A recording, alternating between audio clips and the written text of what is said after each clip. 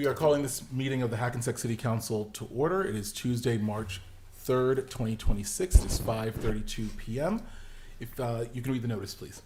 This meeting is being held in accordance with the Open Public Meeting Act, NJSA 10:4-6 et sec, notice of which was sent to the Record and the Star Ledger and was posted on the Municipal Bulletin Board. Thank you. Roll call, please. Mayor Gaines? Here. Deputy Mayor Toomey? Here. Councilman Carroll? Councilwoman Clark Collins? Here. Councilman Diaz? Here. We have a quorum. Thank you. If everyone can please rise to the flag salute. I pledge allegiance to the flag of the United States of America and to the republic for which it stands, one nation, under God, indivisible, with liberty and justice for all.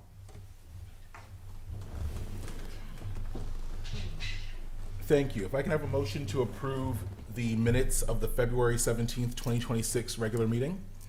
I'll offer. I'll second. All in favor? Aye. Aye. Any opposed? Any abstentions? Thank you.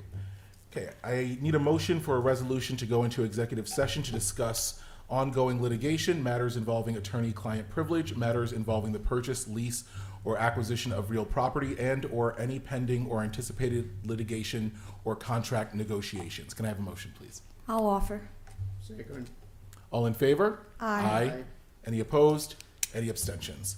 Okay, we will aim to be out around 6:30. Everyone just sit tight. Thank you so much.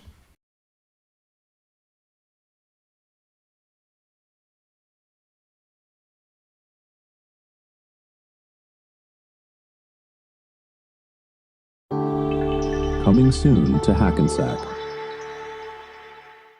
Our Black History Month luncheon has been rescheduled to Friday, March. Friends and family for delicious food and a sense of community from 11:30 a.m. to 2:30 p.m. at the Hackensack Recreation Center. It's free to attend, but a ticket is required. Seating is limited to 200 guests, ages 18 and up. First come, first served. Tickets are available now at the Recreation Center. For more information, call 201-646-8042.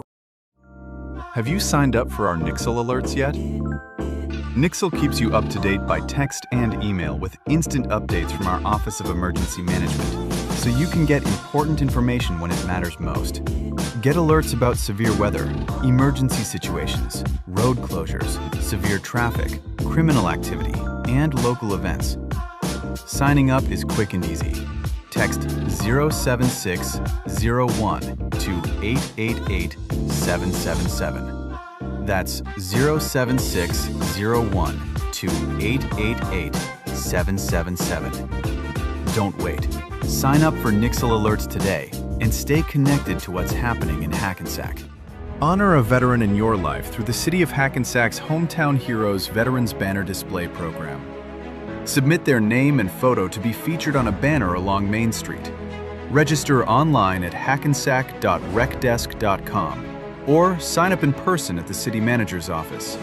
For more information, email veteranbanner@hackensack.org. Stay informed and connected with everything happening in the City of Hackensack by subscribing to the Hackensack Weekly Newsletter. Each week, you'll get the latest updates on city services, events, important announcements, and more, delivered right to your inbox. Signing up is quick and easy. Just visit the city website to join.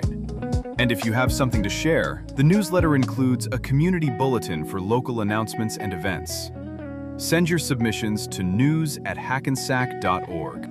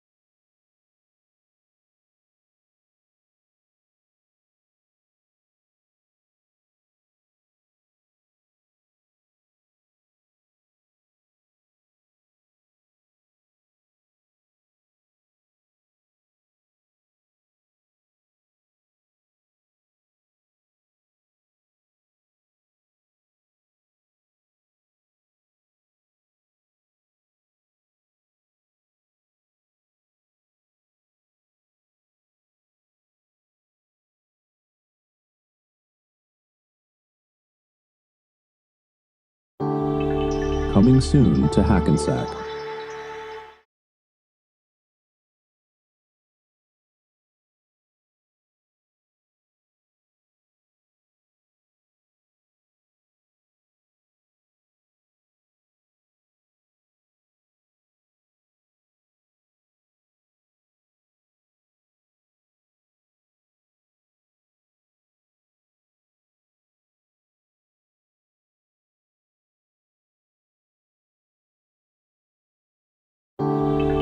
Coming soon to Hackensack. Our Black History Month luncheon has been rescheduled to Friday, March 6th. Join friends and family for delicious food and a sense of community from 11:30 a.m. to 2:30 p.m. at the Hackensack Recreation Center. It's free to attend, but a ticket is required. Seating is limited to 200 guests, ages 18 and up, first come, first served.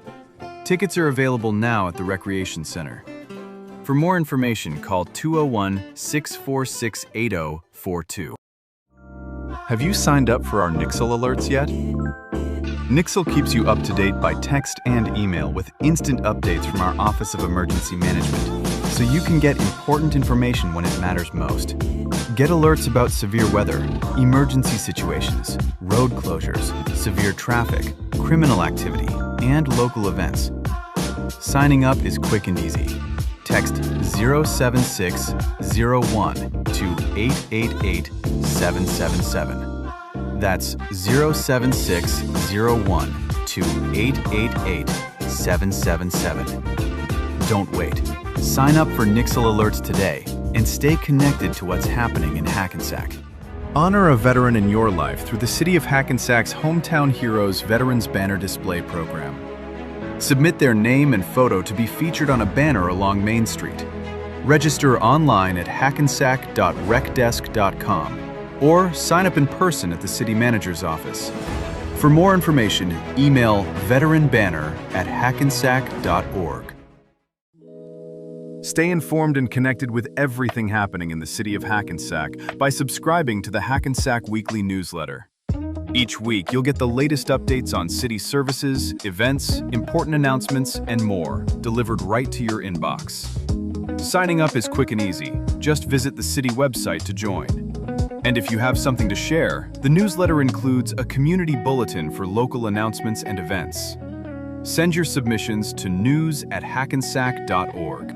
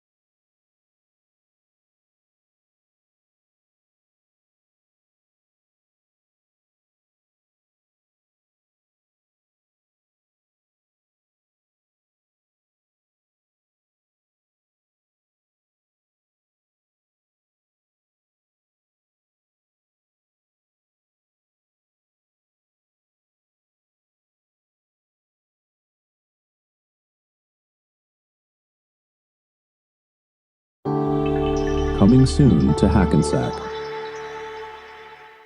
Our Black History Month luncheon has been rescheduled to Friday, March 6th. Join friends and family for delicious food and a sense of community from 11:30 a.m. to 2:30 p.m. at the Hackensack Recreation Center. It's free to attend, but a ticket is required. Seating is limited to 200 guests, ages 18 and up, first come, first served. Tickets are available now at the Recreation Center. For more information, call 201-646-8042. Have you signed up for our Nixle alerts yet? Nixle keeps you up to date by text and email with instant updates from our Office of Emergency Management, so you can get important information when it matters most. Get alerts about severe weather, emergency situations, road closures, severe traffic, criminal activity, and local events. Signing up is quick and easy.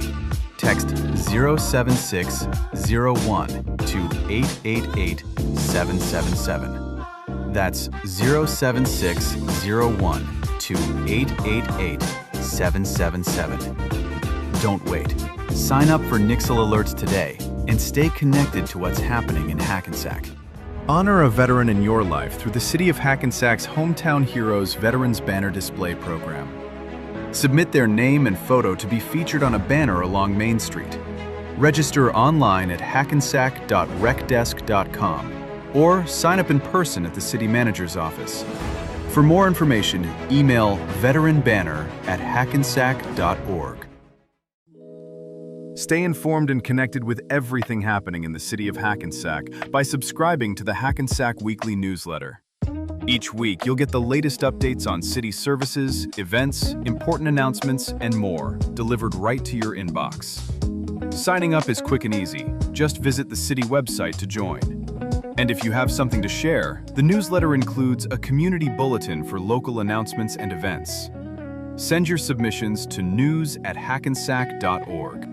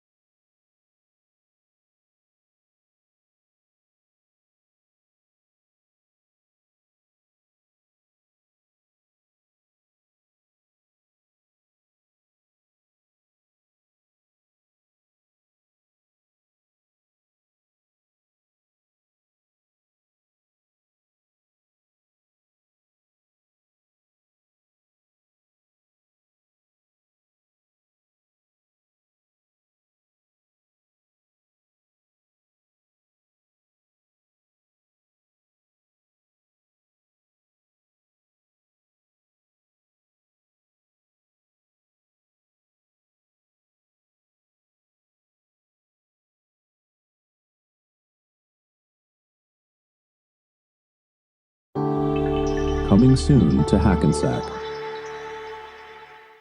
Our Black History Month luncheon has been rescheduled to Friday, March 6th. Join friends and family for delicious food and a sense of community from 11:30 a.m. to 2:30 p.m. at the Hackensack Recreation Center. It's free to attend, but a ticket is required. Seating is limited to 200 guests, ages 18 and up, first come, first served. Tickets are available now at the Recreation Center. For more information, call 201-646-8042. Have you signed up for our Nixle alerts yet? Nixle keeps you up to date by text and email with instant updates from our Office of Emergency Management, so you can get important information when it matters most. Get alerts about severe weather, emergency situations, road closures, severe traffic, criminal activity, and local events. Signing up is quick and easy. Text 07601 to 888-777. That's 07601 to 888-777. Don't wait. Sign up for Nixle alerts today and stay connected to what's happening in Hackensack. Honor a veteran in your life through the City of Hackensack's Hometown Heroes Veterans Banner Display Program. Submit their name and photo to be featured on a banner along Main Street. Register online at hackensack.recdesk.com or sign up in person at the City Manager's office. For more information, email veteranbanner@hackensack.org. Stay informed and connected with everything happening in the City of Hackensack by subscribing to the Hackensack Weekly Newsletter. Each week, you'll get the latest updates on city services, events, important announcements, and more, delivered right to your inbox. Signing up is quick and easy. Just visit the city website to join. And if you have something to share, the newsletter includes a community bulletin for local announcements and events. Send your submissions to news@hackensack.org.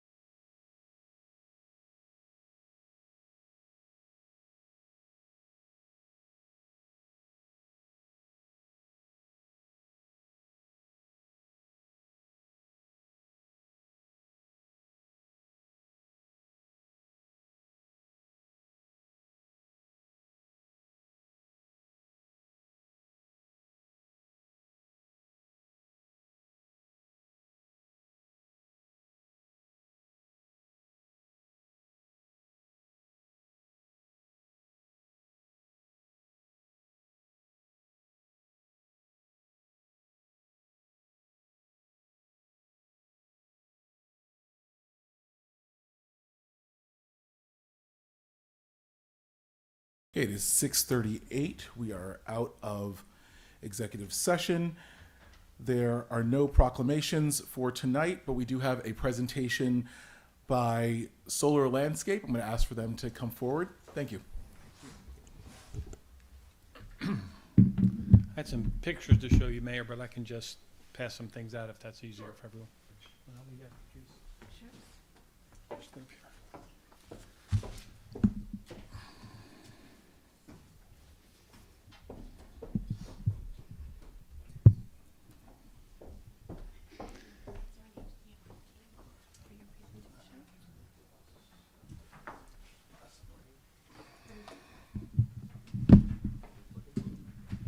We'll see.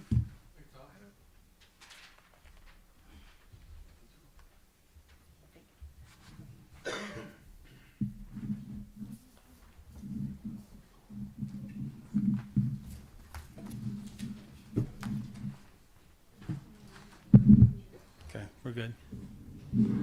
Oops.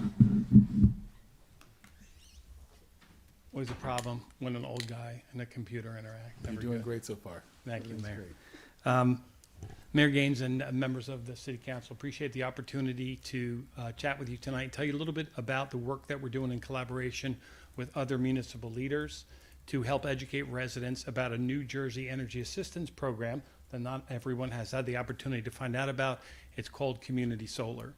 And what it does is it allows residents to get the benefits of solar energy, that is the discounts, the cost savings at a time when they need it most, without ever needing a solar panel put on their property, with no cost to get in, with no cost to get out, with no fees at all. And the current savings for residents in Bergen County with our projects are 31%, and those savings are guaranteed for 20 years. So that's kind of our jumping off point. We've done this educational outreach with Mayor McCormick from Woodbridge, Mayor Yoshi from Edison, Mayor Baraka did 2 letters to his residents just to let them know about it from Newark, Mayor Saya of Patterson, Mayor Laura, and this education continues to be ongoing.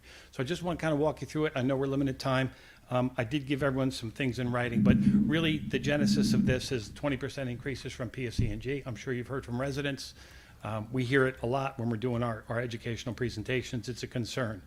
This State Energy Assistance Program was approved in 2018 with the Clean Energy Act of 2018 by the New Jersey State Legislature, but it really only began to take off recently because projects had to be built and the solar panels had to be installed and then the projects had to be energized. The idea of the program is, what if there is a way that we can deliver reduction in energy costs, guaranteed basis to New Jersey residents, while at the same time replacing dirty energy with clean, with clean energy, having access for anyone, even renters, high-rise, retirees, can enroll and benefit from community solar.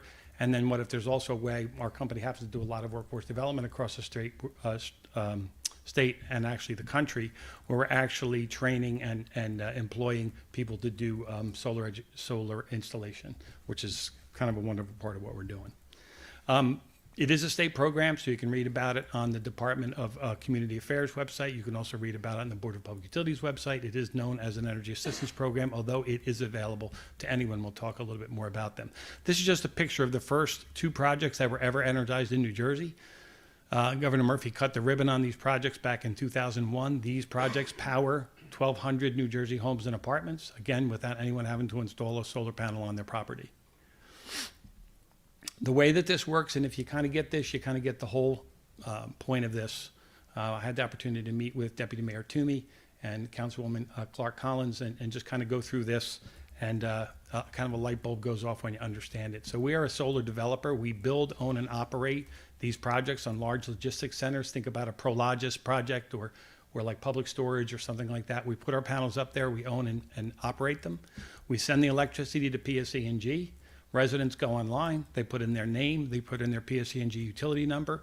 We look at how much energy usage they have during the course of any given year. We determine how many of those panels are going to be dedicated to their home, and then the electricity is delivered right to their home.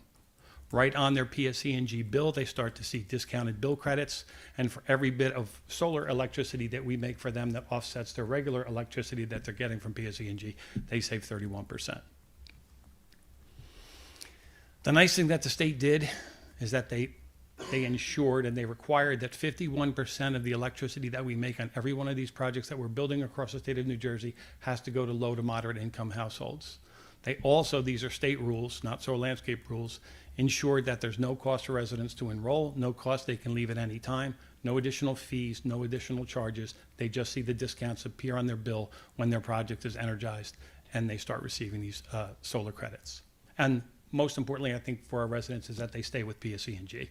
Everything appears right on their PSE&G bill. If they have a problem, something's not working, they have a question, PSE&G is the company that they call. So really very little changes. They pay the same way they always paid.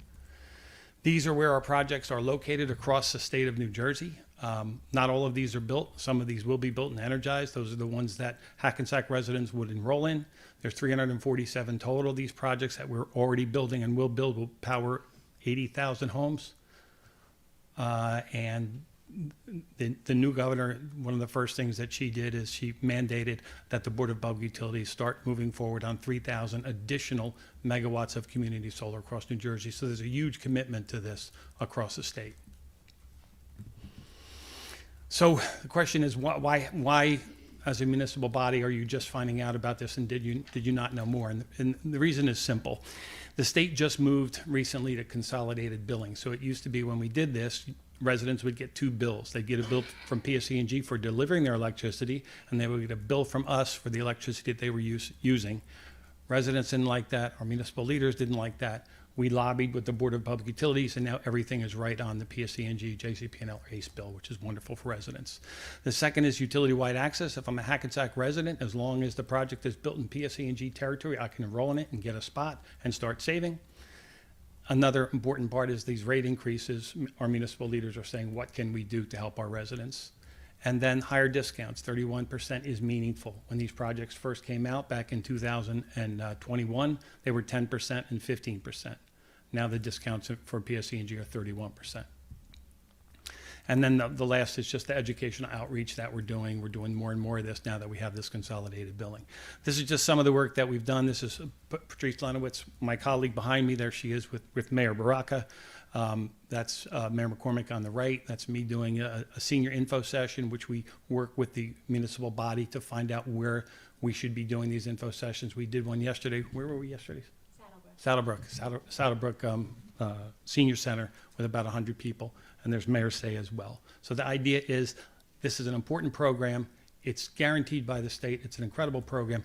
How do we get this out? And we do it through a letter, which we'll give you a copy of, the letter that we recommend that our other townships have used, which has worked extremely well. You have some numbers in front of you about the municipal outreach that we've done, but just to give you an idea, it's actually over 1,500 Newark residents have enrolled so far with that 31% discount rate, which saves them $600 a year on average, actually a little bit more.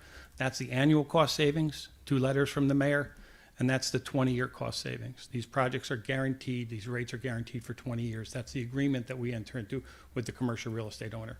We put the solar up on their roof, and we lock in with them for 20 years that the solar panels will be up there. They have to be, okay? These are the income limits, which I can actually email these to you as well. And when someone enrolls, it takes about 5 minutes for them to enroll. They will self-attest whether or not they qualify as low income. There's no credit checks on this. If they say they're low income, they're low income. Those are the limits right there for Bergen County. And if they don't qualify for those income limits, if they're using any qualifying programs like Medicaid or LIHEAP or something, they automatically qualify as low income resident. Although again, anyone can do this. The wait list for our low income is less than it is for our non-low income. We call them RESI.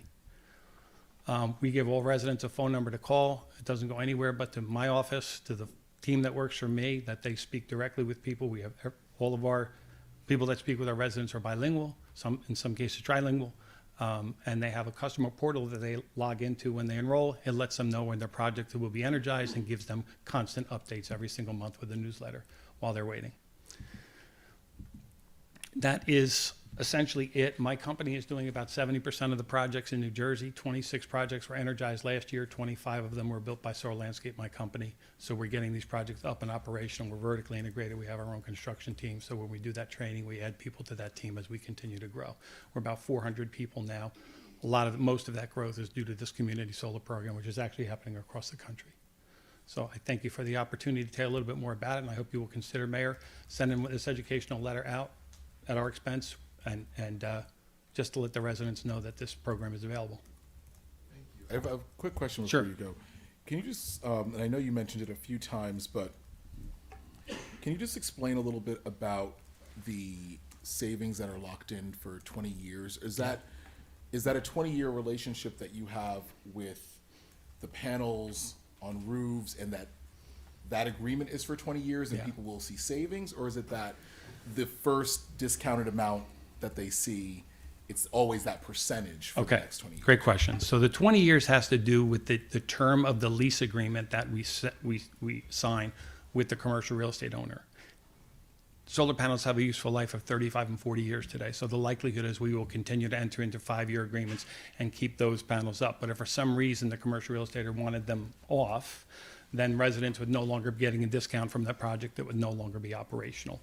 But the 31%, Mayor, simply means this: if I make $100 worth of solar electricity on the panels on that roof, that off-site roof, that gets put onto your bill, you will see a $100 credit. 31% off that, you pay $69 where you otherwise would have paid $100. There's a sample bill if you just want to take a quick look at it. So this is a kind of a sizable bill. This is $542. This is an actual PSE&G bill. I know that because it's Patrice's who's sitting behind me. So this is what she paid for delivery, and then what she paid for supply for the electricity itself. And then right on her bill on page 4, well, the actual amount she saved is right on page 1, but on page 4 it breaks it down. It says there's a total community solar credit. Remember, she used 540. We made $517 worth of electricity for her that year, or that month rather. She gets 31% off of that, 517, so she saves $160 for that month. Here's the cool thing that I didn't even realize when this happened. There will be times during the summer when we're making more electricity than residents use. When that happens, that electricity is banked and it shows right up on their PSE&G bill. So during rainy times or winter months when we're not making as much, we always want to offset as much of that bill as they can. They'll just borrow from the bank to always try to get to close to 100% as we can. Thank you for Yes, sir. clarifying that. My pleasure, Mayor. Anyone else? Anyone else have any questions? Yes, I have a question, sir. First, thank you for being here with us tonight. Thank you, Councilman. Thank you. You mentioned the fact that part of your staff is bilingual, some of them even trilingual. Yes. But for those who decide to go to the webpage, do you have the translator Yes. that could show automatically, Great 'cause question. some people like me, I prefer to read. Yeah. So when we enter into an agreement with a municipal body to do the education process, we set up a specific website that's dedicated to them. So when they go on, they'll use a promo code that's associated with Hackensack. Right at the top, if they want it Spanish, everything is in Spanish. They can click there. We have videos in Spanish. We have, when they call, they'll speak to people in Spanish. And to your point, everybody in the enrollment process, including any form that they sign, et cetera, is all in Spanish. Thank you. I mean, and I didn't mean Spanish in particular. Yeah, we actually, Different segments we've of done, the population here in Hackensack. yeah, we have a toggle, so there's way more than just Spanish that's on there. Allison, I don't want to put you on the spot, but you have this, correct? Yes, I do. All right. And It's similar, my bill is similar to hers. it's working out for you? Yeah. Okay. That's it. It literally costs you nothing. It's like the greatest find I found out there. Okay. Thanks, Allison. There we go. All right. you, Mayor. Thank you so much. Thank you all very, Thank very you. much. Appreciate it. Thank you.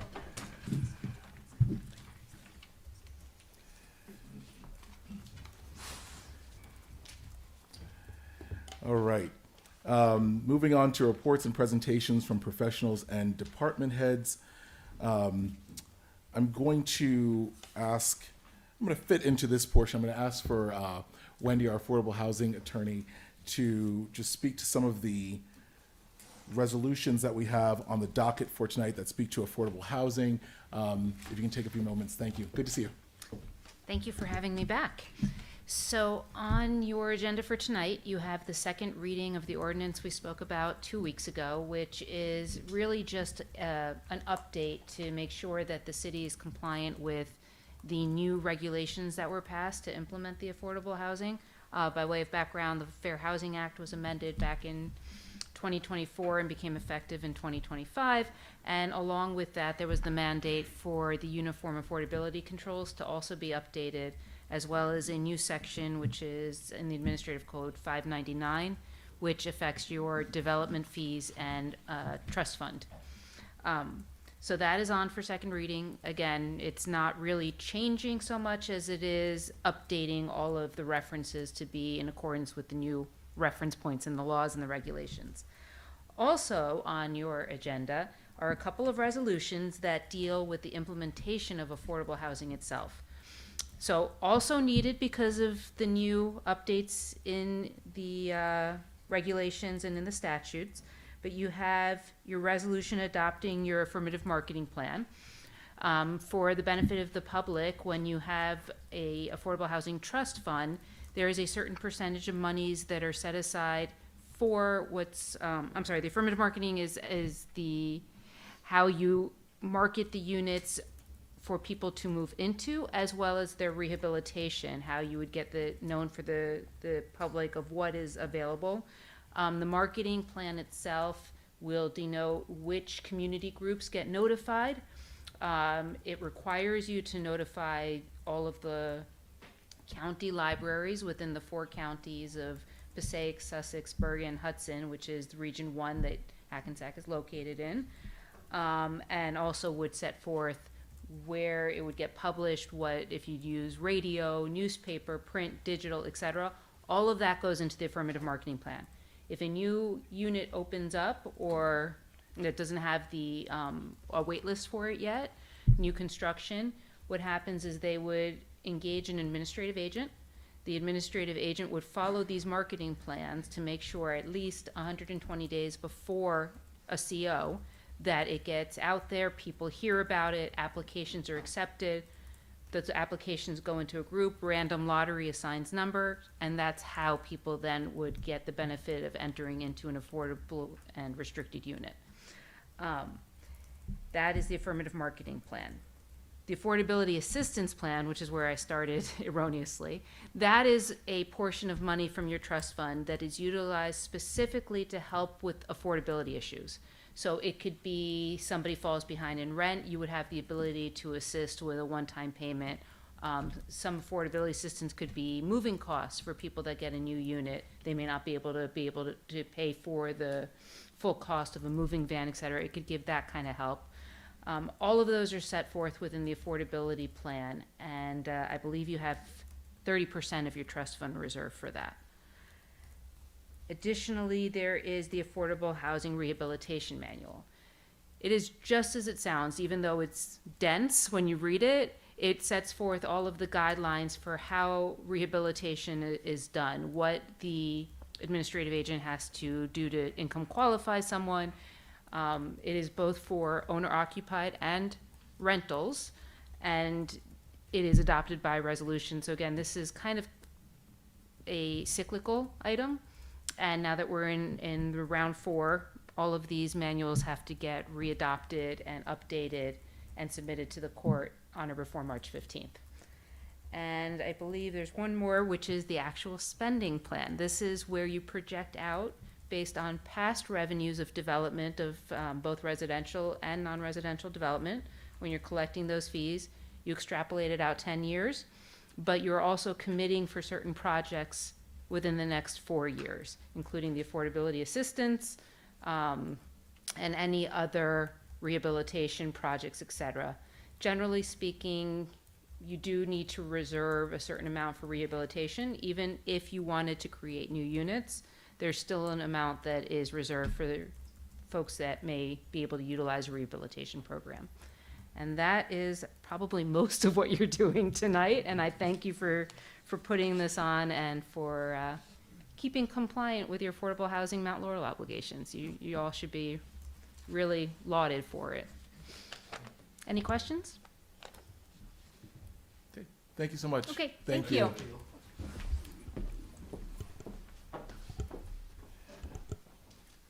right, so, please, sorry about that. Moving on, take care. Moving on to our city manager's report. Good evening, everyone. Just a couple quick updates. Our Black History Luncheon that was rescheduled from the weather events last week is scheduled for this Friday, March 6th at the Rec Center.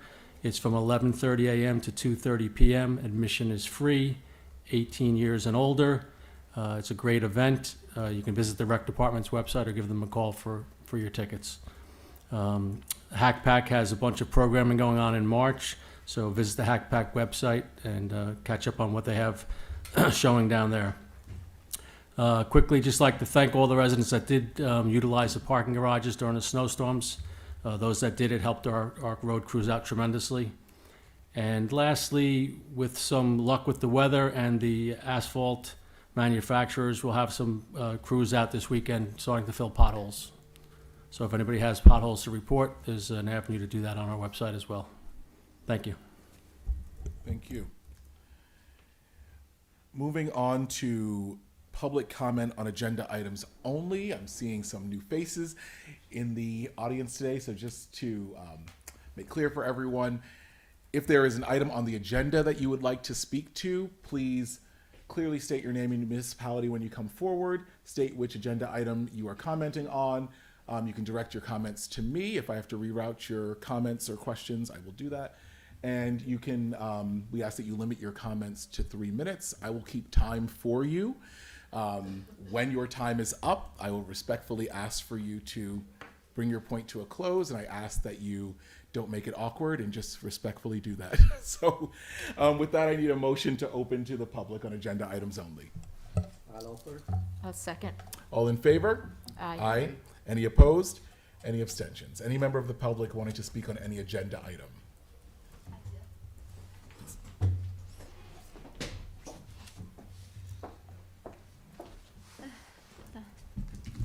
Sorry. Don't need that. Life. Okay. Hi. Good morning. Good evening, actually. My name is Darlene Bodie, and I'm here as an advocate today. Tonight, I want to speak about two issues, which was affordability, And Darlene, housing. where are you from? What do you mean where? Just state you're a municipality. I'm a resident Okay, here, yeah. And living the American dream. I own a house here too. So I want to speak about affordability housing and the demolition of the YMCA, because they both do connect to each other. Who is the city building for? We see so many new developments happening around the city. And the fact that the YMCA is no longer there. I grew up as an inner city, and YMCA was really close to my heart. And when I moved to Hackensack, I saw that it was being knocked down. Now, when it comes to affordability, what is the city doing for that? I do want to speak about a real issue here. Georgina, can you stand for a second? She's my cousin. She's a single mother, 41-year-old woman, who works full-time as an LPN at a local hospital, which means that takes care of the vulnerable population. She cannot afford living in Hackensack anymore. The average price is at least $2,000 for a bedroom apartment. If a person is making $30,000, $40,000 a year before taxes, we're talking about basic things, math, arithmetic, which means if you look at it, how expensive it is, we cannot afford people living in poverty like that. But my issue is that it's not affordability, is that it's not sustainable. It's not sustainable. And we know, because of history, we know that empires do collapse. So we cannot keep going up and up, and where is the little people, middle class people, lower middle class? We have too much imbalance. So now that moving forward, right, we don't want to talk about the previous administration because that's like talking about an ex that doesn't want get out of your life. So moving forward, what is the city going to do for my cousin to be approved to an apartment where she can raise her child and doesn't have to start living paycheck to paycheck? And the other one, YMCA. YMCA. So apparently I was told that the kids here in Hackensack can go to Milford, New Milford. That's the YMCA. Now I put it in my GPS. It's 9-minute driving and 15-minute walk. What about if they cannot get there? What about if the kids don't have a mode of transportation? What about if the parents doesn't have money to pay for their gas? So we need one here in Hackensack. So I think you can ask those developers if they want to bring their business here. They have to invest also in the YMCA at their cost, but also that doesn't give them right to own it. The city owns it. So I think that the city needs to start thinking about who they're building for. The growth is not process. The real process is balance, inclusion, and also that really people can stay here and afford to live here. Many of those individuals in those brand new places, this is just a stop for them. I know at least 5 of them. They don't see City of Hackensack in their long-term city. So, but they can afford that. That's new money. This is all money. So thank you so much. Thank you, Dawn. Thank you. Thank you. Anyone else for agenda items? Please.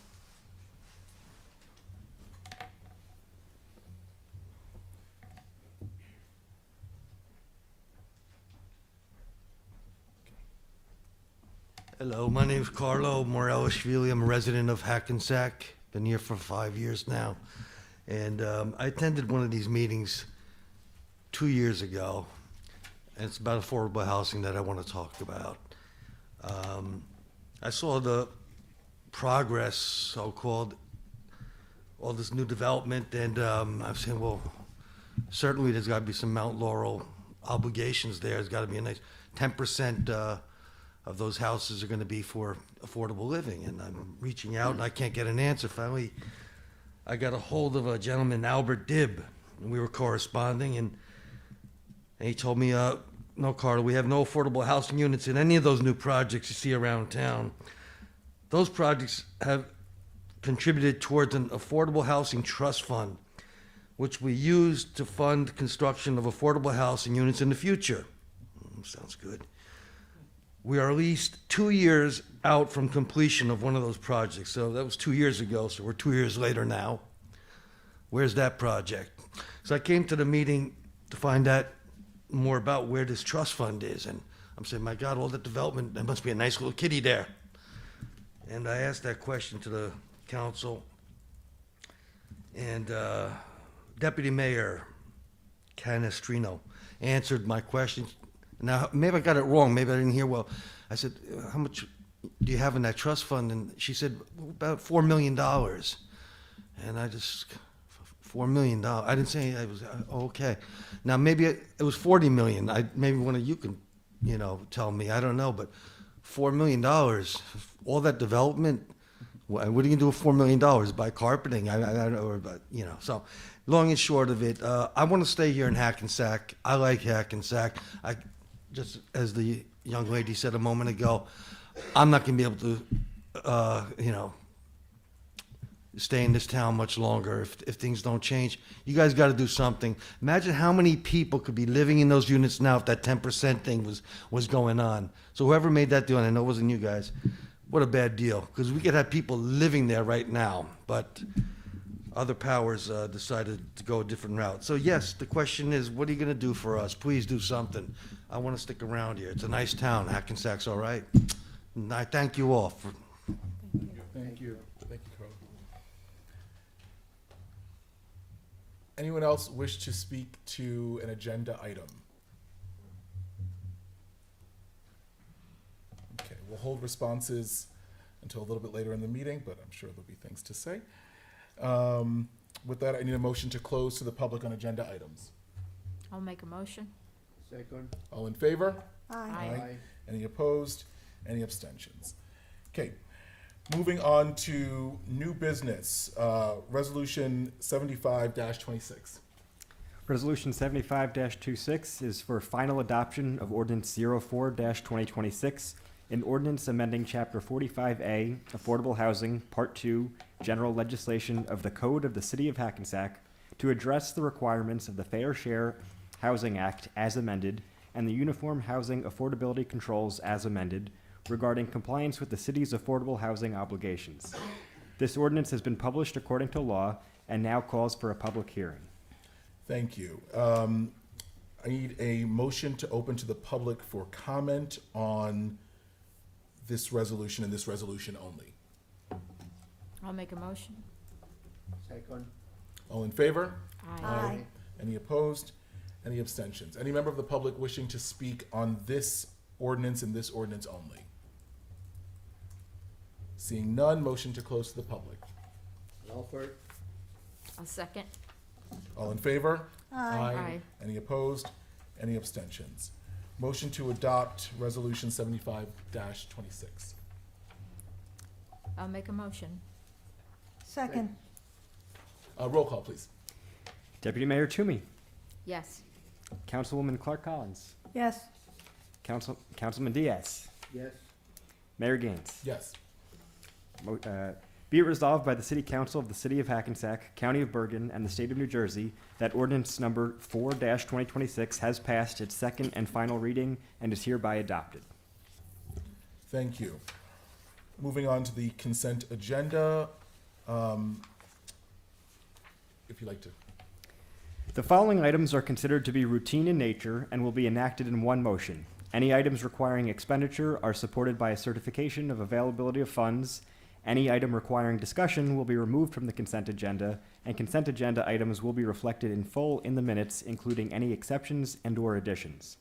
The consent agenda includes Resolution 76-26, resolution authorizing payment of bills, Resolution 77-26, resolution authorizing tax refunds, Resolution 78-26, resolution authorizing a transfer of the 2025 budget appropriations, Resolution 79-26, resolution authorizing raffle licenses, Resolution 80-26, resolution adopting the Affordable Housing Affirmative Marketing Plan for the City of Hackensack, Resolution 81-26, resolution adopting the Affordability Housing Assistance Program Manual for the City of Hackensack, Resolution 82-26, resolution adopting the Affordable Housing Rehabilitation Manual for the City of Hackensack, and finally, Resolution 83-26, resolution adopting the fourth round Affordable Housing Spending Plan.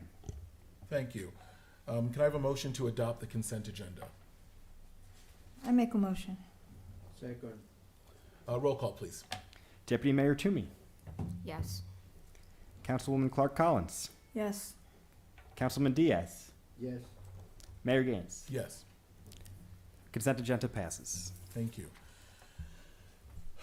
All right, moving on to public comment. This is our open gym public comment.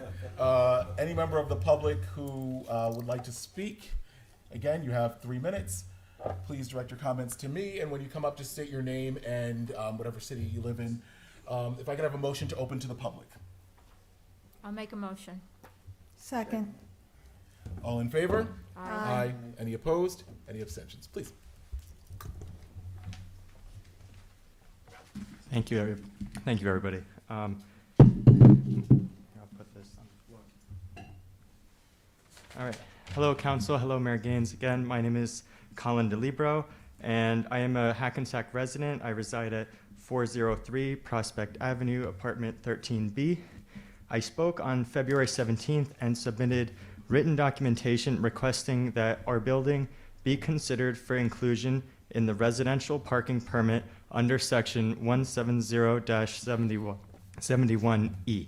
I have since reviewed the meeting minutes, and I've printed them as well, from the City Council meeting on December 7th of 2021, in which 406 Prospect Avenue, which is the apartment building that is directly across the street from mine, was granted eligibility under Ordinance 57-2021 due to limited on-site parking and reliance on street parking.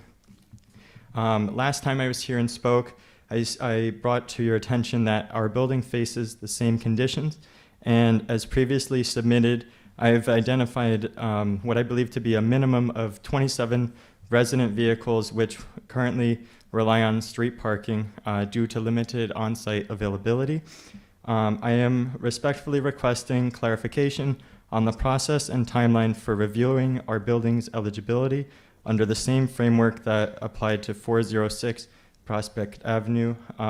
If there are any additional steps required of residents, I would be appreciative of your guidance and expertise. Thank you for your time. Thank you. Can I have your name one more time? My name is Colin DeLibro. Colin. Okay, Colin, don't disappear. I'm going to ask for the city manager to speak to that after public comments, but we'll address that.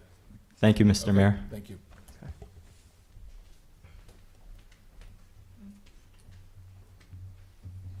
Rich Serbo, Spring Valley Avenue.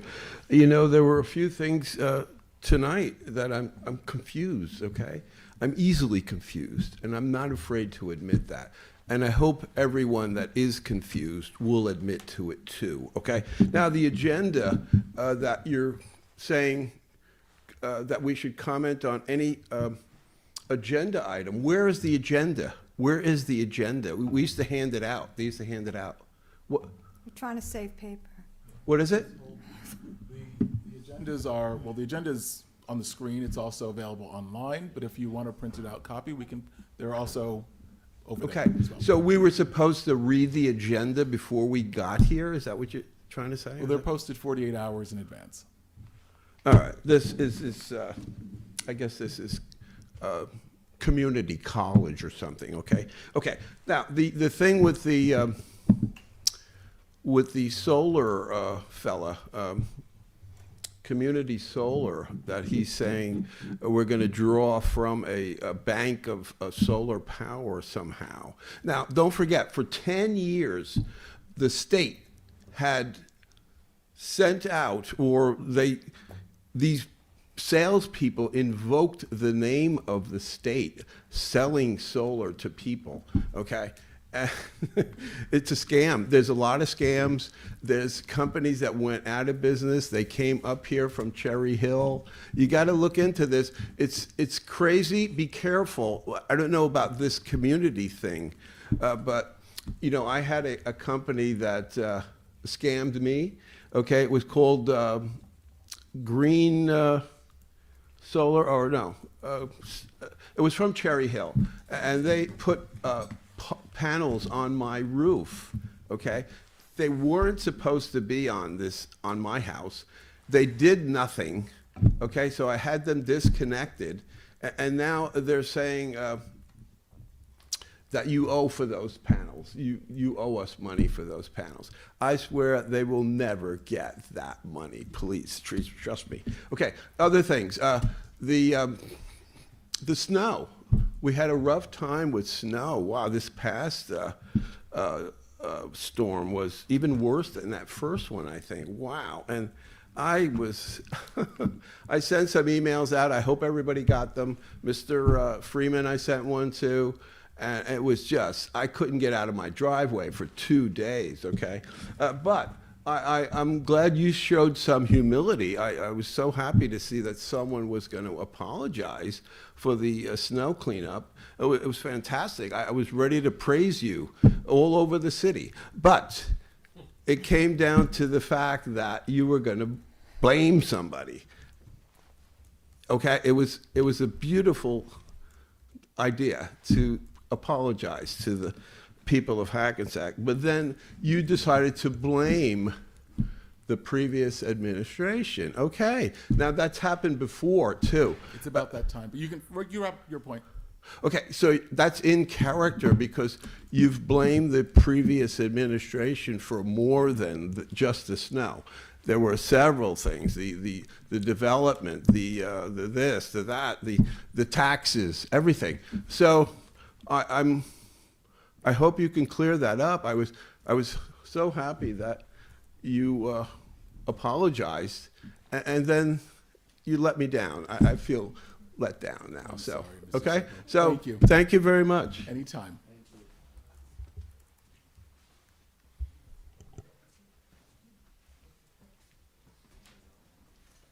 Good evening, Mayor and Council. Danny Ferretti. Just like to take a couple minutes, which is some of yous may know who I am, some may not.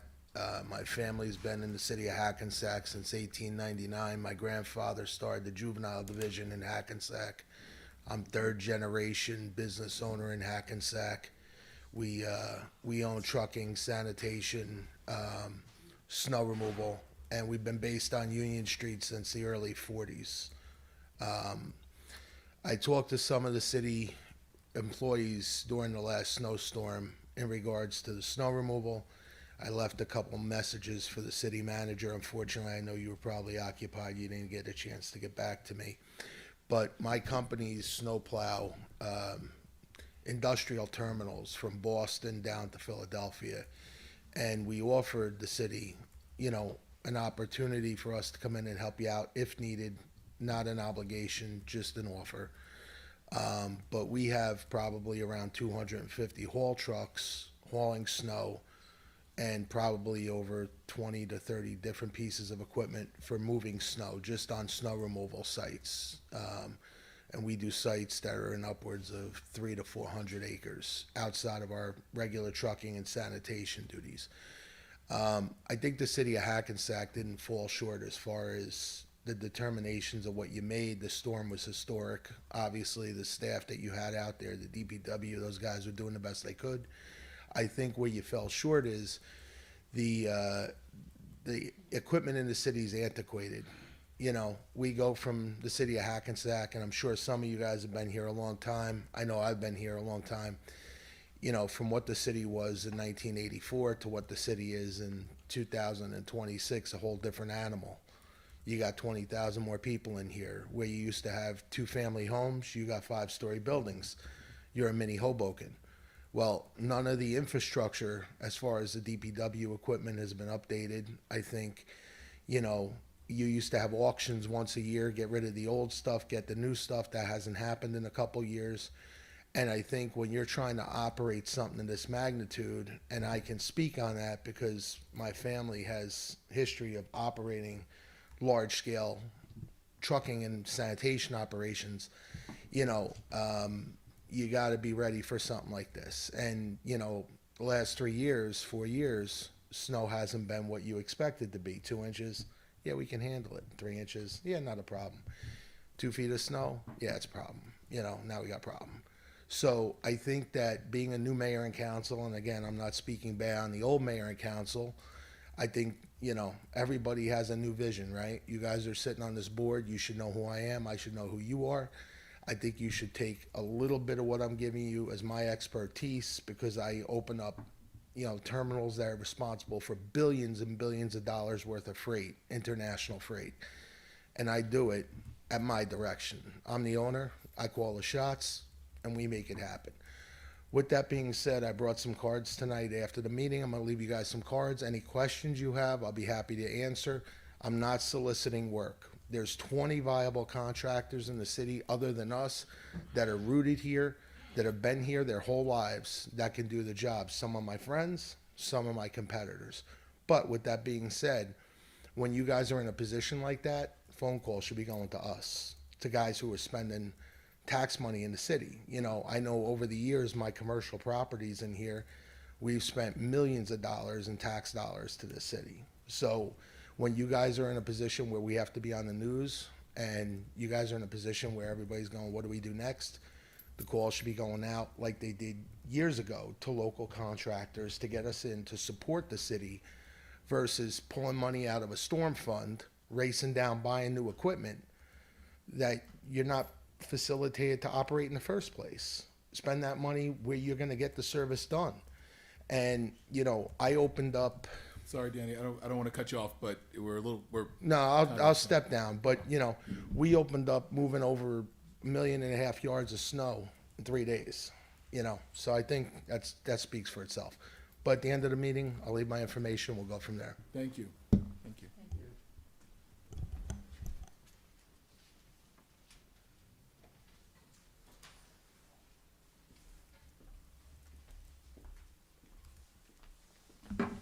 Good evening, Marty Smith, Prospect Avenue. I'm a member of the Hackensack Condo Co-op Advisory Board. At the January meeting of the council, our advisory board asked if the council would consider passing an ordinance making it a traffic violation for a pedestrian to talk or text on a cell phone while crossing a street. At that meeting, we also said that dozens and dozens of other cities across the country have already adopted this type of resolution, seeing very positive results in the lowering of pedestrian accidents. Can you tell me if the council has considered this and if you've come to any decision? I'm going to let you continue. I don't know if you have more things. Sorry, I don't know if you have more things. We'll respond after all the comments are done. Okay. Next item I have is I'd like to thank Mr. Freeman for following up on what we were discussing concerning the reduction of the speed limit on Summit Avenue between Spring Valley Avenue and Passaic Street. We are of the opinion that that section of the street, although it is a county road, for some reason is under city jurisdiction. With Mr. Freeman's help, I received a call about a week after the January council meeting from a captain from the city traffic department. We spoke for between 10 and 15 minutes. I laid out all the parameters to him, and he said that he would make further inquiries of the Bergen County Traffic Department to find out if, in fact, that section of Summit Avenue is under jurisdiction of the city and therefore is required to have a 25-mile-an-hour speed limit. So I haven't heard anything in addition. I don't know if Mr. Freeman has heard from the Hackensack Traffic Department, but hopefully some progress will be made. But thanks for reaching out to the Hackensack Traffic Department. The third item I have is, again, at the January meeting, we requested that designated crosswalks be installed at the intersection of Anderson Street and Union Street, which is a dangerous intersection because of the curvature of Anderson Street at that point, and that there also are bus stops at those locations on the north and south side of Anderson Street. I don't know if the city has decided to go forward with this project or not, and if you have, whether or not you have set a date for the project to be done.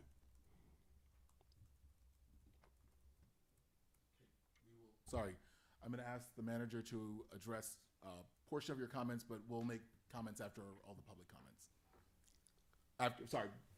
Once all the public comments are done, I'm going to ask the manager to address both you and Colin, I think was his name. Yep.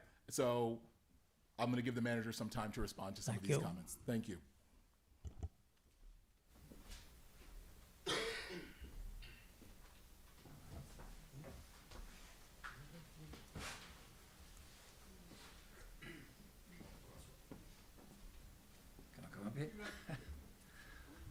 Good evening. Good evening. I'm not here with any complaint. My name is Milko Milin. I'm with at 160 Overlook Avenue in Hackensack here. I'm here with my friend Alfonso, which I think the whole Hackensack knows him. We are involved in soccer. In Hackensack, we have a team over 50, and we are already here for about, about 10 years or so. Played at Johnson Park, and supporting the soccer all our lives, and we see the field or dome that we are a little bit familiar with it and a little bit know what's going on now. And that's why I'm here to put a presentation that we play soccer at SoFi, which is in Caldwell, New Jersey now. It's very hard to get a field to play indoor soccer. and that's practically all year round. Same things at Waldwick, also Teaneck, Passaic, all around. We play all around, we travel, so we know how it is. I just want to say for the field, I know many people said we should build the schools priority to the field and everything else. Hackensack is growing the population. There is more kids. There is more adults who want the field. We have a Johnson Park as a field now. One field is just about not enough. Before we had a grass field across, so there's one field. Indoors, as I said, is big demand. So here's my recommendation from experience. It's booked all year round. It's a win-win situation in all these places. They've been here for 30, 40 years. As I said, in Waldwick, Teaneck, SoFi, used to be before SoFi is something else called, but they've been there for over 30 years. So I just want to bring it to your attention. It's needed in Hackensack. It's a win-win situation. I know it's expensive. I've seen a design, even from original design. I know it's expensive and everything else, but if you can work on it, put it through, it will be a win-win situation. Thank you. Thank you, sir. That's it. Thank you. Thank you.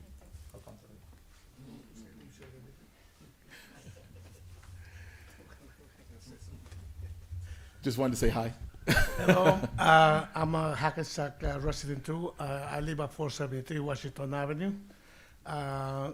Number one, I saw the snowstorm. I think in my street, in my area, they did a great job. And I guess I want to congratulate the people here. And the other thing is, when you guys have time, I guess, that street now is all cracked, and that's a school zone.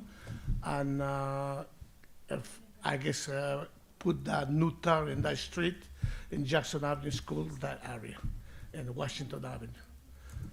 And that's it. And the dump that my friend spoke about it, see what's gonna come up with. That's all. Thank you so much. Thank you. Good seeing you.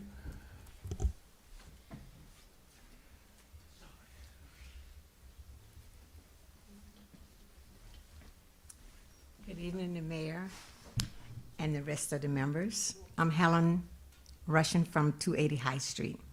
I had stopped coming for a while to give you time to figure out what you plan on doing with High Street with the parking. And I said, when you go tonight, and address it again, because snow time, we really had a bad problem. We went out to dig out, and the rest of them that lives up on the hill, they would come and park in the space that would be dug out. We had to put cans in there.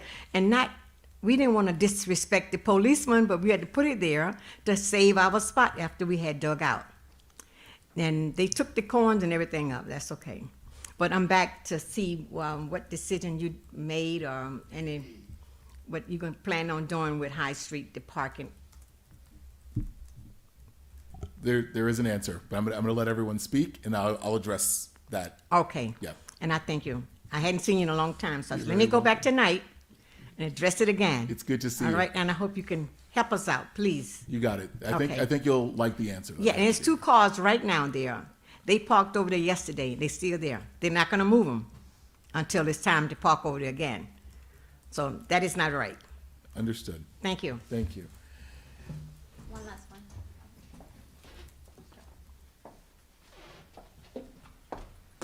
The last for the best. Okay, my name is Darlene Bodie. I reside on 154 Clinton Place.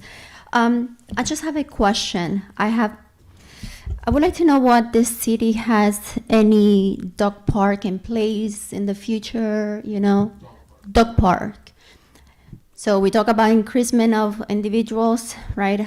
We also have an increase on pets. I'm a pet lover. I have 2 little boys at home. So what's going on? We don't have a dog park. With all this redevelopment, easy. My dad is an engineer. He knows just fence, and that's it. German engineer, by the way. So what I'm trying to say is that we need a dog park, if it's on the plan, on a future plan. And I think that's it. That's it for today. Thank you. Oh, and you know what? I just, let me brag about a little bit. I was in Norway last month. And so, of course, I was such a. So I brought two tote bags, one for deputy mayor and one for councilwoman. It's a tote bag. One is from the Opera House in Oslo. I'm an opera lover. And one from the Nobel Peace Center. Yeah, I was in the middle of that one. I should have gotten the Peace Prize myself, but this is for you guys. Thank you. Thank you. Thank you. Since we didn't get gifts, we're going to sing opera peacefully. So, all right, thank you. All right. Anyone else from the public wishing to speak? Seeing none. Motion to close to the public. All in favor? Aye. Any opposed? Any abstentions? Okay, and then just as a reminder, we're going to get ready to go. I'm going to throw it to the city manager first, and then we'll all take our turn. Okay. Do you want to answer about the resident parking, or would you like me to? I'll answer about the resident parking, but if I need help, I'll throw it back to you. Thanks. Okay. Okay, first of all, Mr. Ferretti, I thank you. I did get your messages, and I apologize if it didn't get back to you, because I passed it down the line and asked them to reach out to you, so I will follow up with that. But I really appreciated the offer, and it was really welcomed to find that you were looking to help us out, so I thank you. Mr. Smith, as far as making it a violation to talk and text, I don't believe the mayor and council are looking to formalize that. However, the police chief told me that they can issue violations for that with current standards that are in place. So they are aware of it, but I don't believe there was any particular ordinance that needed to be passed to do that. But if the mayor and council see fit to pass a separate ordinance for that, I'll remind them for the upcoming meeting, we can discuss it. As far as Summit Avenue, I know Chief Antista told me that his captain had a good conversation with you. He was going to circle back to the county. I think they were going to request another speed study, and they were going to be in contact with you. So I do not have any other update beyond that. As far as the designated crosswalks at Anderson and Union, that is in the plan for a streetscape project that is already funded for Anderson Street. So those crosswalks will be installed. I don't know the time frame on that, but Ryan Wester, our project manager, is aware of the request that you made. And lastly, Colin, I have some news you're not going to like. I sympathize with your problem and with your concern. Parking on the streets in the city of Hackensack is very, very challenging. Just to preface that, we have residents that live in homes that don't even have driveways. They don't even have one parking spot. So, I did look into your situation, and I'll read what I wrote to the mayor and council. I said, at the last meeting, a resident, Colin DeLibro from 403 Prospect, requested your consideration in providing resident parking decals to occupants of his building, just as we currently do for 406 Prospect. Upon further investigation, I found that 403 Prospect Avenue, which is your building, contains 40 units, and they provide 53 on-site parking spots, which equates to 1.325 spots per unit. 406 Prospect Avenue, by the way, which is a 100-year-old building, contains 80 units. They provide 30 on-site parking spots, which equates to 0.375 per unit. So the ratio currently available at 403 Prospect Avenue is actually, that's above our current standard for new construction for that ratio. So even when we have new construction, we don't require 1.37. So you're above what we even require now. I hate to tell you that, but I can appreciate your concern. So anyway, I had said here that based on these figures, I don't recommend entertaining the request, but that's also, it's up to the mayor and council. What I will say, and I don't know if you've explored it, but the city does have several, lots that you can permit for parking. I don't know the fees offhand, but we have a parking utility. And I'm not sure what the closest one, but you might be over here on Railroad Place. That might be monthly parking available for you there. So that was my findings. That's what I forwarded to the mayor and council. Here again, it's up to them if they wanted to pursue it, but my recommendation was that would just open up further buildings coming to us, because many of the buildings don't have the ratio that you even have there, 1.3. So I'm sorry to report that to you. No, I appreciate, am I allowed to respond? Good. Yeah. Sure. No, I do appreciate your time, and I appreciate you looking Just into because, that. just for their folks streaming, yeah, if you don't mind. Thank you. Just come up to the microphone real quick. Thank you for letting me respond.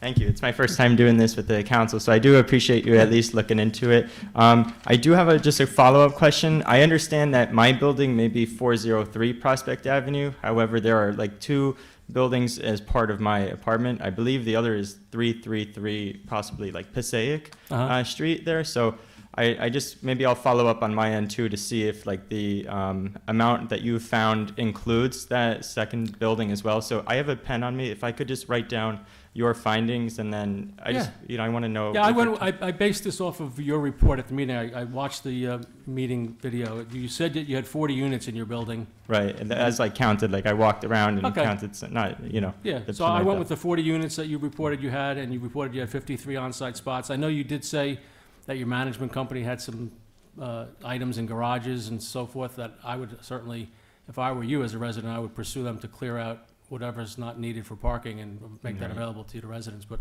yeah, I went with the 40 units that you provided to me and the 53 on-site parking. And if something changes, please let me know. Okay, so, and because of the amount of available spots versus the amount of like residents, Yes. or the units, it's considered like 2 working adults per unit. I know, it's the numbers unfortunately, game. if you talk to parking specialists, that they, like, for new construction standards, they don't ever even go near 2 per unit. Okay. It's like a 0.9 or 0.85 per unit. They, nowadays, especially in a city like this, they assume that many people are commuting. Okay, So- all right, well, I do appreciate Yeah. the cities. And then, at what point should I ask for like reconsideration if there's any changes in the situation? You or? can come back every week and ask the mayor and council. They'd love to hear from you. Okay, all right. Yeah. Thank you guys very much for your time. Thanks, Colin. Thank you. Okay, yeah, good. All right, thank you. Deputy Mayor. No, we need to respond to Helen. Oh, I'm sorry. Helen, Oh, yes, oh, sorry. So do you want me to, I'll take this, because we did this last, you weren't here, but someone else was here inquiring about it. So back in, I want to say, December or January, we actually did approve for resident-only parking on High Street, Clay Street, Stanley, DeWolf, that whole area. We expanded the ordinance. What is occurring right now is that there needs to be some onboarding for that to happen. So once we pass the ordinance, there's a wait period before it actually takes effect. There has to be signage, there has to be a sticker, more stickers have to be ordered. All of that is in the works, but we did our part and we did pass that. So you are more than welcome to come and say, where are the stickers? But in terms of it being resident-only parking, I know that the manager's office is working on that along with PD, and it'll be operational soon, but it's coming. Thank you so much. You're very welcome. Anything you want to add on that, Tom? No. No? you did a good job. All right, thank you. I tried my best. All right, so thank you. All right, Deputy Mayor. Okay. Hello, everyone. Good evening. Thank you all for coming out on this chilly and rainy evening to our meeting, but at least it's not snowing. Right? And I'd like to, Mr. Serbo, I'd like to make a comment. I know you don't like to hear this, but unfortunately, we were on this particular, we were left with a lot of things to deal with, and a lot of them, we have no one else to blame but prior administration. So, and we were left with a messy situation, and because of that, we weren't able to do our best on this snow situation. But we are going to go forward and improve on this matter. At this point, I'd like to take a moment to thank our Public Works Department, Fire Department, Police Department, and our city manager for their tremendous efforts during this unprecedented blizzard we recently experienced. We haven't seen weather like this in many, many years, and the conditions presented significant challenges across our city. We're deeply grateful to the residents who were patient and understanding during this time. And to those who were disappointed with certain services during the snowstorm, please know that we too were navigating the same difficult conditions. Since coming into office this past July, we have been addressing many complex situations throughout the city, some requiring immediate attention and taking precedence due to their urgency and time frame. Storm response on that scale tests any municipality, and we continue learning and improving from that experience. In addition, the city has been actively working on updating and improving our equipment to better prepare for any future weather events. Our goal is to ensure that we're more efficient, responsive, and equipped to handle extreme conditions moving forward. This was truly a community effort. We appreciate everyone who followed guidelines by removing vehicles from the streets and clearing snow from around fire hydrants. These actions are critical. Our workers cannot fully and safely complete their jobs without that cooperation, and public safety depends on it. So I'd like to say thank you again for being here tonight and for your continued commitment and engagement. Thank you. Councilwoman. Well, I had something prepared I wanted to say, but I'm just a little upset right now, and I'd like to address what Mr. Serbo had said about let's not talk about the past.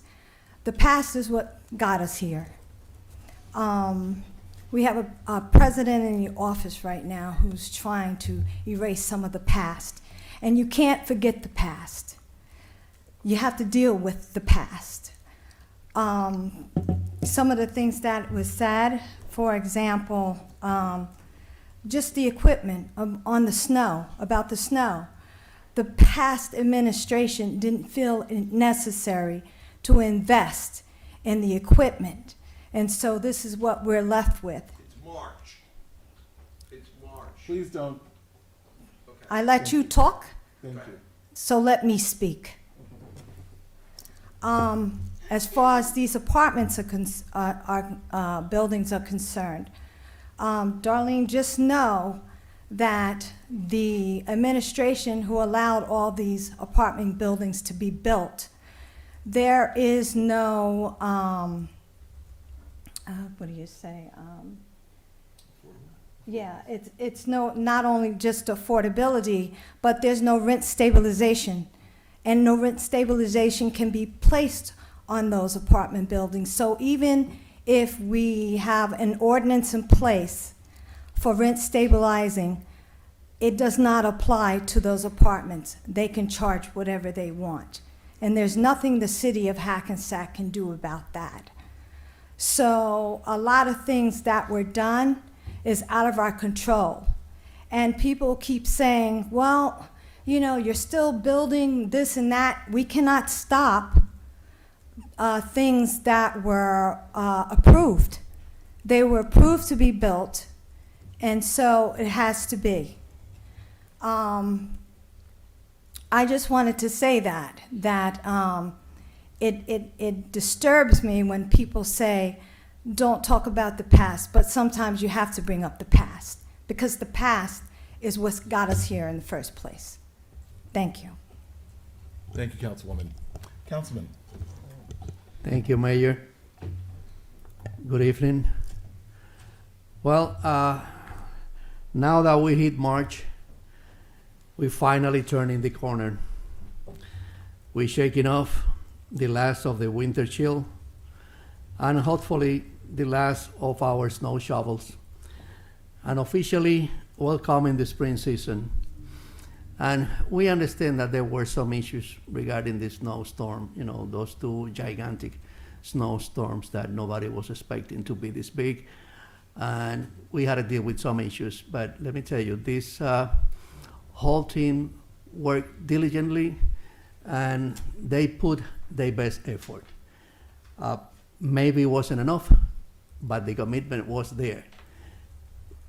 And let me tell you, and I'm talking about personally, I don't have to include my whole council here, but let me tell you, if there is one little mistake that we made, is that we didn't put the city on alert when we should, because we toured the DPW department with the city manager, and we saw the conditions, the really bad conditions of those equipment.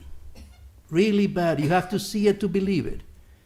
And probably our mistake was not to relate that info to you, because we consider at that moment probably that, hey, I don't care. You're just there to get better on that. And that's what we try to do. Okay? So, but anyway, everything is already passed. Everything is already done. Good or bad, I don't think it was that bad. But we definitely are sure that we're going to be much better next year. And you'll see that. Okay? So, but now, in another note, March is Women's History Month. And we are incredibly fortunate to have two dedicated, brilliant women serving right here on this council. And let me tell you this little secret. They are the ones who keep the rest of us in line. So thank you, Deputy Toomey. Thank you, Councilman Collins. So I want to thank you all for your continued support, for staying so engaged. But let me take this opportunity to remember to everybody, or I don't know if you have the opportunity to go to the web page and check that out. This Thursday, March 5th, we having the art exhibit from the Hackensack art that we think is going to be something, out of the ordinary. So please, we invite you to go there at the Hack Pack. Okay? Johnson Library. Oh, it was moved to the Johnson Library, to the Jump Library. Okay, so even nearby. Okay, so please go, and we'll meet you there. Let's keep working together to make this spring a season of real progress for every neighborhood. So let's get to work. All right. So thank you so much for being here tonight, and God bless you all. Thank you. In celebration of Women's History Month, the councilman and I got you these tote bags. So congratulations. Thank you. Thank you. So thank you for that. So, but. By the way, you guys are amazing. Okay. Thank you. What I spoke, I know it was already done. So. Thank you, Darlene. Thank you. So I'm gonna speak from my heart tonight as well.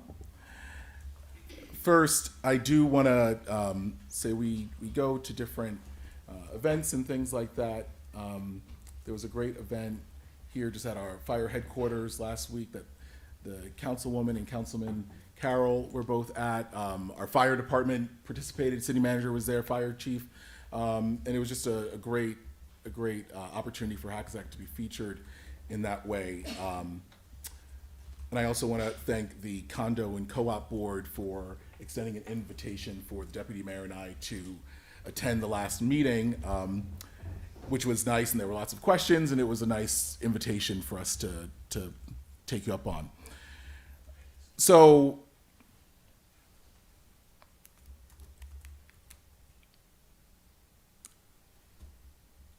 I want to start with the snow, and I want to echo the sentiments that our DPW works incredibly hard, and they do a great job, and we are incredibly proud of the work that they do. And it is not the fault of workers if they have inadequate tools. There was a real focus, and I understand it to some extent, to be fiscally responsible. I think that was keeping a cap on spending was the chief priority of the previous administration, or at least so they said. At some point, fiscal responsibility to the extreme becomes negligence. If you strangle a department and don't adequately maintain vehicles, maintain staff, maintain appropriate wages, Hackensack fell short. And it fell short not starting in July, not starting with this council, not starting with this DPW leadership. It fell short because of a number of decisions that were made over the course of a decade plus. And it happened in front of our eyes, but it never mattered because the snow was 2 inches. But if you went outside and you looked last winter, you saw a rickety truck going down the street. You saw rusted out vehicles going down the street. And now when it's 28 inches, you can't say, well, when it was 2 inches, it was clean. Now it's 28 inches and I want it clean just as fast. We have to collectively work together when we have emergencies like we had this past weekend. Hackensack fell short doesn't mean the 5 of us fell short. We're not Hackensack. DPW isn't Hackensack. Everyone who didn't move their car, everyone who plowed or shoveled back into the street or back into the sidewalk, everyone who said, I know there's free parking available, but it's too far, so I'll just roll the dice. We all fell short. We all fell short. Hackensack, all of us fell short. But it's just falling short. It's not failure. It's just falling short. And we'll do better next time. We'll do better next time. We'll do what we can do. And we ask that everyone do what they can do. We can purchase vehicles as long as we have the money for it. We can be in better communication with our manager and with the heads of DPW to make sure that they're communicating what they need, and if we can act on it, we'll make sure they get what they need and that the workers get what they need, if we can accommodate it. And we'll better communicate when people have to move their cars and things like that. But just like you want us to do our part, we ask for you to do your part so that our workers can do their part. So please, I implore you to help us help you in that effort. Regarding affordability and what are we doing, we are doing our level best to actually get affordable units in the city of Hackensack. There was lots of talk over the course of the last 12 years about how much affordable housing was promised. The end result is exactly what Carlo, I don't know if Carlo's still here, exactly what Carlo said, which is we have 0 affordable units created out of all of this redevelopment. Not one. Not one. As the councilwoman said, that predates us. But we are, number one, prioritizing putting that trust fund, that affordable housing fund, to good use to actually build affordable housing, which was never done by the previous administration. And also ensure that there are some of these new buildings that actually have affordable housing in them, because that's the spirit of what the law is. It's not just everyone buy your way out of affordable housing. That's the spirit of it. And we will do all that we can. That was not a priority. Clearly, it wasn't a priority of the previous administration. And I'll prove it because they were very effective in doing things they wanted to do. They got 20 buildings up. So they were very effective. Just not in a way that benefits Hackensack folks. 34. So I also just want to make the comment because as an educator, I can't not address. I couldn't really decipher what exactly the statement was supposed to mean. I think by the tone, I assumed that it was negative in nature to some extent, but community college is a viable option for people. So if you go to community college, we're proud of you. So I just want to make that clear. There is nothing insulting to me about community college whatsoever. And finally, I just want to say, we hear you about the YMCA. We did not tear down the YMCA. Despite the flyers you might have seen, I don't actually own a hard hat. So I was not out there doing any demo. But I will say this. It's interesting to me that a city council saying, we'll do better next time, is headline news. And what that suggests to me is how rare it is, I suppose, that municipal governments just say the honest thing. We can do better, and we will. That shouldn't be revolutionary. That shouldn't send out a news crew. But unfortunately, in this day and age, it is. We're going to be honest about everything, and that includes what we inherited. I know that after 12 years, people feel like after 8 months, we should have everything solved that wasn't solved in 12 years. I don't subscribe to that. And I'll say, as politely as I can, I think, considering all of the things that we are addressing and tackling, we are incredibly kind to our predecessors.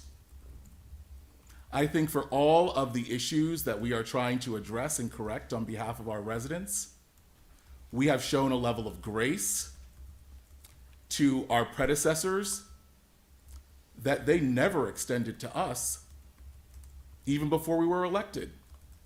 And so we will do what we need to do for the residents of Hackensack. The most important title that we hold is that of resident. And we will never forget that. We take those roads, we take those sidewalks. Our DPW, over 50% of them live in Hackensack.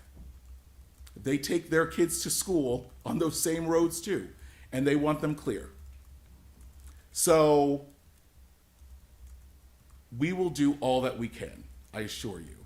But one thing that we are not going to do is take responsibility for things that predate us, that we are now doing the hard work of correcting, and we are not going to be penalized for being honest.